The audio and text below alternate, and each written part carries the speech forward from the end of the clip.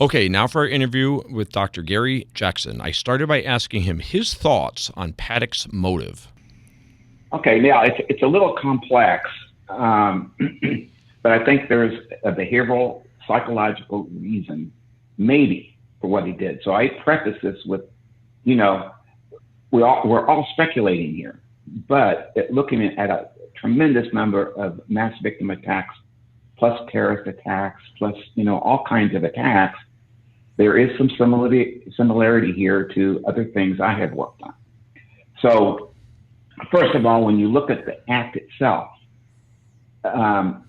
this person killed 58 people, wounded 431, used 14 AR-15s with bump stocks, had other weapons in the room, had a handgun, committed suicide, left no suicide note. He just doesn't fit. He did have a note with the trajectory and wind direction on his shooting. Now, what's really important in his case is he visited before that other venues that had large festivals. For example, the Ogden Hotel he visited not that long before that. And that's where they had the Life is Beautiful festival. Very similar, 18 blocks. This one was 15. Many thousands of people. And within shooting distance of the Ogden where he stayed is the Grand Hotel and Casino. Now that's the key here, casino. The Mandalay Bay Casino, the Grand Casino, which is next to where he stayed and scouted out this other festival. Now, we've had many attacks, and I'll take a close comparison to terrorism for a minute. They don't care who the target is. It's just people. They don't care if it's women, children, adults, whatever. It's a means to an end. So when I started looking at this seriously and thought, okay, if we look at this as a means to an end, what could be the means to an end for Paddock? And knowing that he's not going to get out of there, his exit strategy obviously was suicide. All the rifles he brought into that room were loaded for killing, including 14 with the bump stocks and one handgun, which he used to kill himself. He bolted himself in. No suicide note because he had no one to leave it to. So here's the point I'm making. The casino, he had lost approximately, by reports, $1.5 million over the past 2 years before the attack. He had this long relationship with casinos, but you can separate casinos into casino and people in the casino. The people in the casino were his cohorts, his peers, and maybe even a few friends. He was not known to be friendly, pretty much a loner. In fact, when he went to the casino, he played video poker. He didn't play table poker, he played video poker. Kind of kept himself, but he had to go to that casino because that was where his kind of home was. So if he lost all of this money, we're starting to see a potential motive that could be directed at a casino. Now, if the casino, I'm cutting this really short, there's a lot of complexities here. If you lost money, you're blaming the casinos. What would be your motive? How would you operate to hurt that casino? Well, you can create a massive violent attack in which they would lose revenue for a long time. People wouldn't want to go there and gamble. People wouldn't want to go there and visit because it's dangerous. It's horrible thoughts. Think about this killing that happened right across the street. Well, that's what happened. So afterwards, MGM stock tanked. MGM owning Mandalay Bay, their stock tanked. Other casinos along the strip went down. MGM got sued by victims and had to settle for $800 million. It took 2 years just to get back to the 95% level of the revenue that they had before the shooting. I mean, they really dragged for a long time. The only thing that saved them were the conventions. They're one of the largest convention venues in the world, and the conventions kept them alive, not the gambling and not the hotel rooms. The hotel rates dropped tremendously. People just didn't want to go there, as well as the rest of the Strip. So that's a pretty powerful effect from an act. And that's why I think it needs to be looked at. I mean, he prepared this. He sent his girlfriend off 2 weeks before, gave her a surprise ticket to the Philippines. She left. He sent her $100,000 to buy a house there. She was gone. Okay, he started correcting everything before he went. That's why we know it's suicide. He paid off all of his debts. He had no debts. He wanted to leave clean, and when you're a gambler, that's just the way you operate. You don't have any debts. You want to keep the debt free. So he prepared this, and if I'm correct, and I don't know if I am, I preface that, you want this to make this look like the most violent act in the world, that many people could have been participating. So you don't bring 2 guns, you bring 20 some odd weapons and put them in the room. You put ammonium nitrate fertilizer, which can be used as an explosive, in your trunk. You put additional 13 rounds of ammo. You shoot the nearby kerosene tanks that were within reach. Fortunately, they didn't explode because it's kerosene. They don't do that like gasoline. And then you create this vicious, horrible act that's going to keep people away for a very long time to get back. So I'm not saying that's what happened. I'm saying that that's a motive, I think, that has not been really looked at. And I think there's a better case for that than thinking, gee, he's thinking of his bank robber father in the 60s and just wants to make a name for himself.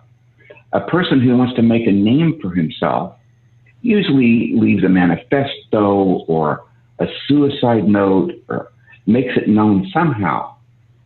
He just wanted to complete the act and leave that way, and leaving damage in the wake. That's the one way I see it. Mm-hmm. Yeah, I certainly agree with much of what you say. It certainly seems as if his gambling had turned south. He went from being a fairly consistent winner to a very consistent loser, and that's going to play on your emotions and your mental health to the extent that he had any weaknesses in his mental health. We know that he was prescribed some medications by his doctor. We also know that his father was a well-known psychopath, sociopath, whatever you want to call it. Yeah. And you also have, I'd be curious to know, do you think it's possible that Paddock may have been slightly autistic? You know, he was a math whiz apparently, and hence the reason why he was able to be successful at the machines. But to be so glued in and focused on those machines for such an extended period of time in playing the games to perfection, which is what you need to do to be successful at those poker games. I'm wondering if you think they're being slightly autistic could also have played in. Well, that's interesting. You can look at this as some characteristics, where he was detached.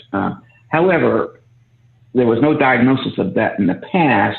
The doctors had said he appeared to be lone, but he was described as having a condition called alexithymia. It's not a diagnosis, it's a condition. And it basically means you can't describe yourself. There's no story about yourself. You just don't know. You don't have any insight. You can't introspect and say what's wrong. Now that leaves you kind of cold and, uncaring about other people, which allows you to create an act like this. So he obviously was despondent. He was described as despondent because he basically had lost so much money. And money meant a lot to this guy, and he worked hard to do it. He was a smart guy. I mean, he had a degree in business administration, and He worked for the government. He was an IRS agent as well, and he was an auditor of government contracts. But he never had any legal problems. Didn't get in trouble with the law. He kept pretty much to himself. Money seemed to be his focus. He bragged about it. He bragged about having algorithms that would allow him, his algorithms that would allow him to win at video poker, which probably was true. His hit rate was pretty good for a long time. He amassed quite a bit of money, but he also amassed money, working with his brother with real estate. But that all kind of went away the last couple of years, and that means so much to you. And what's interesting to me with what I'm saying, why did he just turn the gun around and start shooting inside of a casino? Because he loved the casino people. There are some feeling based on his background of wanting to go to these casinos and play video poker. My God, he could have played it at home. But he had to be in that environment and wanted to be very much a part of that environment. But the casino leadership, the casino management and ownership, that's different.